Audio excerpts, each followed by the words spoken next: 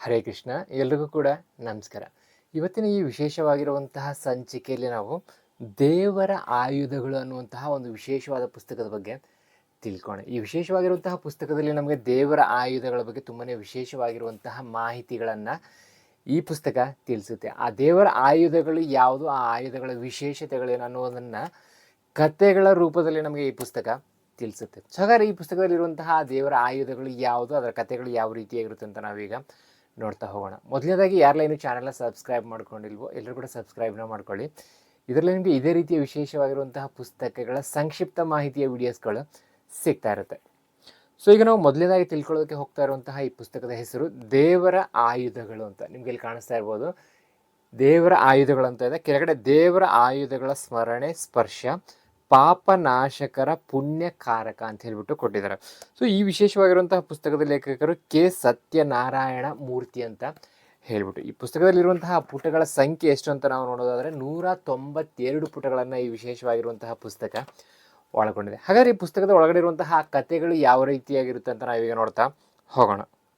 ಮೊದಲನೇದಾಗಿ ಈ ಪುಸ್ತಕದಲ್ಲಿರುವಂತಹ ಪರಿವಿಡಿಯನ್ನು ನೋಡೋದಾದರೆ ದೇವರ ಆಯುಧಗಳ ಹಿನ್ನೆಲೆ ಸೃಷ್ಟಿ ಅಂತ ಇದೆ. ಮೊದಲನೇದಾಗಿ ದೇವರಿದ್ದಾನೆಯೇ ಅನ್ನುವಂತಹದ್ದು ಒಂದು ವಿಶೇಷವಾಗಿ ಇಲ್ಲಿ ಕೊಟ್ಟಿದ್ದಾರೆ. ನಂತರ ಪೀಠಿಕೆ ಅಂತ ಇದೆ. ಆನಂತರ ಶ್ರೀಮನ್ ನಾರಾಯಣನ ಬಗ್ಗೆನೂ ಕೂಡ ತುಂಬಾ ವಿಶೇಷವಾಗಿರುವಂತಹ ಮಾಹಿತಿಯನ್ನು ನಾವಿಲ್ಲಿ ನೋಡ್ತಾ ಹೋಗ್ಬೋದು. ಮತ್ತೆ ಇಲ್ಲಿ ಶ್ರೀ ಆಯುಧಗಳ ಹಿನ್ನೆಲೆ ಅಂತ ಇದೆ. ಪಿತಾಮಹ ವಸಿಷ್ಠನಿಂದ ಪೌತ್ರ ಮಹರ್ಷಿ ಪರಾಶರರಿಗೆ ಉಪದೇಶ ಅಂತ ಇದೆ. ಮಹರ್ಷಿ ಮಾರ್ಕಂಡೇಯ ಅಂತ ಇದೆ. ಮಾರ್ಕಂಡೇಯ ಕಂಡ ಮಹಾಪ್ರಳಯ ಅಂತ ಇದೆ. ನಮಗೆ ಈ ಒಂದು ಪುರಾಣಗಳಲ್ಲಿ ಬರುವಂತಹ ಒಂದು ವಿಶೇಷವಾಗಿರುವಂತಹ ಕತೆ, ಮಾರ್ಕಂಡೇಯ ಋಷಿಗಳಿಗೆ ಭಗವಂತ ಪ್ರಳಯವನ್ನು ತೋರಿಸಿರುವಂತಹ ಒಂದು ವಿಶೇಷವಾದ ಕಥೆಯನ್ನು ನಾವು ಕೇಳ್ತೀವಿ. ಆ ಒಂದು ಕಥೆಯನ್ನು ಕೂಡ ನಾವು ಈ ಪುಸ್ತಕದಲ್ಲಿ ನೋಡ್ತಾ ಹೋಗಬಹುದು. ನಂತರ ಪ್ರಜಾಪತಿ ಕಶ್ಯಪ ಬ್ರಹ್ಮ ಅಂತ ಇದೆ. ವಿಶ್ವಕರ್ಮ ಅಂತ ಇದೆ. ಸೂರ್ಯ ಸಂಜ್ಞಾ ಕಲ್ಯಾಣ ಅಂತ ಇದೆ. ಅಂದರೆ ಸೂರ್ಯದೇವ ಮತ್ತು ಸಂಜ್ಞಾದೇವಿಯ ಒಂದು ವಿವಾಹ ಅಂತಂದರೆ ಈ ಕಲ್ಯಾಣದ ಬಗ್ಗೆನೂ ಕೂಡ ನಾವು ಇಲ್ಲಿ ತುಂಬಾ ಸ್ಪಷ್ಟವಾಗಿ ಈ ಪುಸ್ತಕದಲ್ಲಿ ನೋಡ್ತಾ ಹೋಗಬಹುದು. ಹಾಗೆಯೇ ಶ್ರೀ ಆಯುಧಗಳ ಸೃಷ್ಟಿ ಅಂತ ಇದೆ. ದೇವಾಯುಧಗಳ ಪ್ರಧಾನ ಸೂರ್ಯ ಭಗವದ್ ರೂಪ ಅಂತ ಇದೆ. ಸುದರ್ಶನ ಚಕ್ರ, ಪಾಂಚಜನ್ಯ ಮಹಾಶಂಖ, ನಂದಕ ಖಡ್ಗ, ದೇವಧನಸ್ಸು ಅಂದರೆ ಶಾರ್ಂಗಿಣಿ ಧನಸ್ಸು ಬಗ್ಗೆನೂ ಇದೆ. ಗದ ಅಂತಂದರೆ ಮುದ್ಗರ ಆಯುಧದ ಬಗ್ಗೆನೂ ಕೂಡ ನಾವಿಲ್ಲಿ ನೋಡ್ತಾ ಹೋಗ್ಬೋದು. ಮತ್ತು ಇಲ್ಲಿ ಶ್ರೀ ಕಮಲ ಪದ್ಮ ಅಂತ ಇದೆ. ಪಾಶ ಅಂತ ಇದೆ. ಅಂಕುಶ, ತ್ರಿಶೂಲ, ಪರಶು ಅಂತ ಇದೆ. ಲೋಹ ಯಷ್ಟಿ, ವಜ್ರಾಯುಧ ಅಂತ ಇದೆ. ಹಲಾಯುಧ ಅಂತ ಇದೆ. ಶಕ್ತ್ಯಾಯುಧ, ಕಠಾರಿ, ಮಣಿಮಯ ರತ್ನ ಕಿರೀಟ ಅಂತ ಇದೆ. ಕೌಸ್ತುಭ ಮಣಿ ಅಂತ ಇದೆ. ವೈಜಯಂತಿ ಮಾಲ, ನಾಗಾಭರಣ, ಶ್ರೀಛತ್ರ, ಚಾಮರ, ಪುಷ್ಕರ ವಿಮಾನ, ಘಂಟೆ, ಈ ರೀತಿಯಾಗಿ ನಾವು ಹಲವಾರು ವಿಶೇಷವಾಗಿರುವಂತಹ ಆಯುಧಗಳ ಬಗ್ಗೆನೂ ಕೂಡ ನಾವಿಲ್ಲಿ ಗಮನಿಸ್ತಾ ಹೋಗ್ಬೋದು. ಮೊದಲನೇದಾಗಿ ನಾವಿಲ್ಲಿ ನೋಡೋದಾದ್ರೆ ದೇವರಿದ್ದಾನೆಯೇ ಅಂತ ಇದೆ.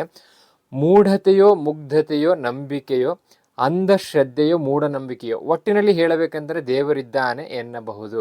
ಪ್ರತಿಪಾದಿಸಲೂಬಹುದು, ಆದರೆ ತೋರಿಸಲು ಸಾಧ್ಯವಿಲ್ಲ. ದೇವರಿದ್ದಾನೆ ಅಂತ ಹೇಳ್ಬಿಟ್ಟು ಒಂದು ಪ್ರಶ್ನಾರ್ಥಕ ಒಂದು ಚಿಹ್ನೆಯನ್ನು ಕೊಟ್ಟಿದ್ದಾರೆ. ಅದ್ರ ಬಗ್ಗೆ ತುಂಬಾ ವಿಶೇಷವಾಗಿ ಇಲ್ಲಿ ನಾವು ನೋಡ್ತಾ ಹೋಗಬಹುದು. ಇಲ್ಲಿ ನೋಡ್ಬೋದು ಶ್ರೀಮನ್ ನಾರಾಯಣನ ಬಗ್ಗೆ ತುಂಬಾನೇ ವಿಶೇಷವಾಗಿರುವಂತಹದ್ದನ್ನು ನಾವಿಲ್ಲಿ ನೋಡ್ತಾ ಹೋಗ್ಬೋದು. ನಂತರ ನೀರಿನಲ್ಲಿ ವಾಸಿಸುವವನು ನಾರಾಯಣನು, ಜಲಾಶಾಯಿಯಾದವನು ನಾರಾಯಣ, ಜಲಾಂತರಂಗದಲ್ಲಿ ಮಲಗಿದವನು ಜನಾರ್ದನನು ಅಂತ ಹೇಳ್ಬಿಟ್ಟು ಇಲ್ಲಿ ನಾರಾಯಣನ ಬಗ್ಗೆ ತುಂಬಾನೇ ವಿಶೇಷವಾಗಿರುವಂತಹದ್ದನ್ನು ನಾವಿಲ್ಲಿ ನೋಡ್ತಾ ಹೋಗ್ಬೋದು. ಪ್ರಧಾನ ಪುರುಷ ಶ್ರೇಷ್ಠ ಶ್ರೀಮನ್ ನಾರಾಯಣ ಅಂತ ಇದೆ. ಆದಿಪುರುಷ, ಮೂಲ ಪ್ರಧಾನ ಪುರುಷ, ಪುರುಷೋತ್ತಮ, ಶ್ರೀ ಪುರುಷ, ಪರಮ ಪುರುಷ, ವಿಶ್ವಪುರುಷ, ವಿಶ್ವವಿಖ್ಯಾತ ಪುರುಷ, ವಿಶ್ವಂಬರ, ವಿಶ್ವವ್ಯಾಪಿ, ಮಹಾಪುರುಷ, ಇವೆಲ್ಲವೂ ಆದಿ ಪರಮಾತ್ಮನಾದ ಶ್ರೀಮನ್ ನಾರಾಯಣನನ್ನು ಅರ್ಥೈಸುವ ಪುರುಷ ಸಂಕೇತ, ದೇವಾದಿದೇವ ಪರಮೇಶ್ವರರನ್ನು ರೂಪುಗೊಳಿಸುತ್ತವೆ ಅಂತ ಹೇಳ್ಬಿಟ್ಟು ಇಲ್ಲಿ ನಾರಾಯಣನ ಬಗ್ಗೆ ತುಂಬಾ ಸ್ಪಷ್ಟವಾದಂತಹ ಕಥೆಯನ್ನು ನಾವಿಲ್ಲಿ ನೋಡ್ತಾ ಹೋಗಬಹುದು. ಮತ್ತೆ ಇಲ್ಲಿ ನಾವು ನೋಡೋದಾದ್ರೆ ವೇದ ಪುರುಷನ ಅವತಾರ ಸ್ವರೂಪ ಅಂತ ಇದೆ. ಸಹಸ್ರ ಎಂದರೆ 1000 ಎಂಬ ಒಂದು ನಿರ್ದಿಷ್ಟ ಸಂಖ್ಯೆ ಅಲ್ಲ.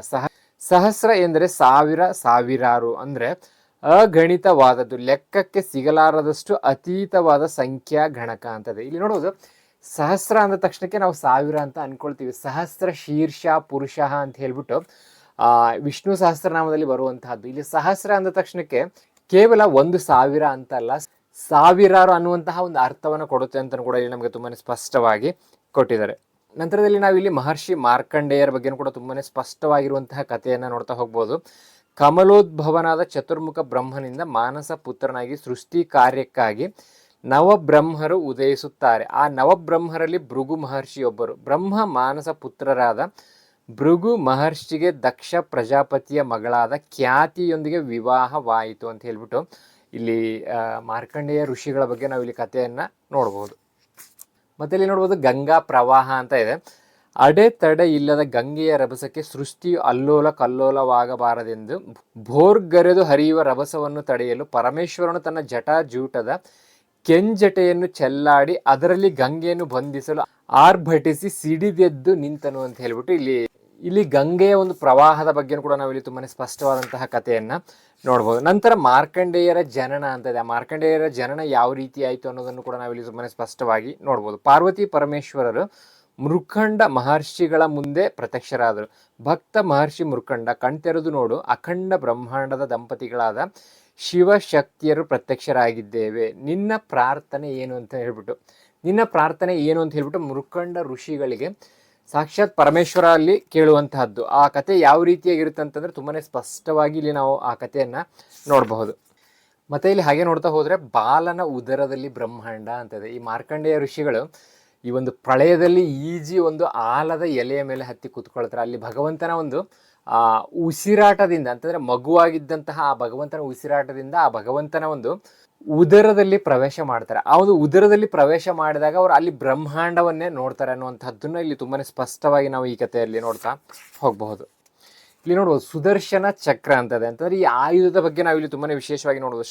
ಇಲ್ಲಿ ನಾವು ಈ ಪಾಂಚಜನ್ಯದ ಒಂದು ಆಯುಧದ ಕಥೆಯನ್ನು ನೋಡ್ಬೋದು. ಶ್ರೀಮನ್ ನಾರಾಯಣನ ಕೈಯಲ್ಲಿ ಸದಾ ವಿರಾಜಿಸುತ್ತಿರುವ ವಿಜಯದ ಸಂಕೇತದ ಮಹಾಧ್ವನಿ ಮೇರು ಪರ್ವತಕ್ಕೆ ವಾಸುಕಿಯನ್ನು ಕಟ್ಟಿ ಸಕಲ ವನಸ್ಪತಿಗಳನ್ನು ಹಾಲ್ಗಡಲಿನಲ್ಲಿ ಹಾಕಿ ಒಂದು ಕಡೆ ದೇವತೆಗಳು ಇನ್ನೊಂದು ಕಡೆ ಅಸುರರು ಕೂಡಿ ಮಥನ ಮಾಡುವ ಕಾಲದಲ್ಲಿ ಮಹಾಪದ್ಮ ಪುಷ್ಪದಲ್ಲಿ ಮಂಡಿತಳಾಗಿ ಶ್ರೀಮನ್ ಮಹಾಲಕ್ಷ್ಮಿ ಆವಿರ್ಭವಿಸಿದಳು ಅಂತ ಹೇಳ್ಬಿಟ್ಟು ಈ ಒಂದು ಪಾಂಚಜನ್ಯದ ಒಂದು ಶಂಖದ ಬಗ್ಗೆ ಕೂಡ ನಾವಿಲ್ಲಿ ವಿಸ್ತಾರವಾಗಿ ನೋಡ್ತಾ ಹೋಗಬಹುದು. ಅಷ್ಟೇ ಆದರೆ ನಾವು ತ್ರಿಶೂಲದ ಬಗ್ಗೆನೂ ಕೂಡ ಇಲ್ಲಿ ತುಂಬಾನೇ ಸ್ಪಷ್ಟವಾದಂತಹ ಮಾಹಿತಿಯನ್ನು ಕೊಟ್ಟಿದ್ದಾರೆ. ಚೂಪಾದ 3 ಕೊನೆಯುಳ್ಳ ಅದ್ಭುತ ಶಕ್ತಿಯನ್ನೊಳಗೊಂಡ ಬರ ಸಿಡಿಲ ಕೋಲ್ಮಿಂಚಿನಂತೆ ಹೊಳೆಯುತ್ತಿರುವ ಮಹಾಶಕ್ತಿ ಸಂಪನ್ನವಾದ ಆಯುಧ ಅಂತ ಹೇಳ್ಬಿಟ್ಟು ಈ ತ್ರಿಶೂಲದ ಬಗ್ಗೆನೂ ಕೂಡ ನಾವು ಇಲ್ಲಿ ನೋಡ್ತಾ ಹೋಗ್ಬೋದು.